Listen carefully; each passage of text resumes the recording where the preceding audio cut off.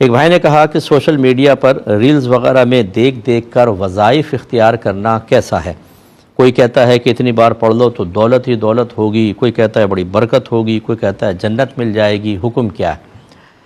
देखें, आजकल आपको पता है कि लोग किसी भी तरीक़े से चाहते हैं कि लोग हमारी तरफ मुतवज्जे हों, वो लाइक करें, वो बस क्लिक कर दें, उससे अर्निंग के चांसेस होते हैं। इसके लिए फिर लोग दीन को भी नहीं छोड़ते हैं। दो दो अकाउंट बनाए होते हैं, एक पे शैतान नाच रहा होता है और दूसरे पे वो दीनी मामलात डाल रहे होते हैं और बग़ैर मालूमात के, ताकि बस किसी भी तरीक़े से लोग हमारी तरफ आएँ और अर्निंग हो जाएँ। लिहाजा सोशल मीडिया पर डाली गई चीज़ों को मैं ये तो नहीं कहूँगा कि माज़अल्लाह सब के सब गलत हैं, लेकिन काबिल एतमाद हों ये भी ठीक नहीं है। इस तरह फ़ौरन एतमाद ना किया करें।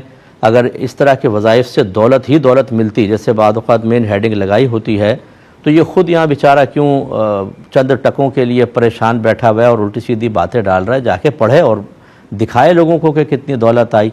ये सब इस तरह कुछ नहीं होता। जो अल्लाह तबारक व तआला ने आपकी तकदीर में लिखा है, आप वजीफ़ा इख्तियार करें ना करें वो ज़रूर मिलेगा। हाँ, चूँकि वसीला इख्तियार करना नबी करीम सल्लल्लाहु अलैहि वसल्लम की सुन्नत है, लिहाजा अगर कोई बरकत के लिए वजीफ़ा पढ़ा तो मना भी नहीं, लेकिन कोशिश करें कि वो मुस्तनद ज़राए से साबित शुदा हो।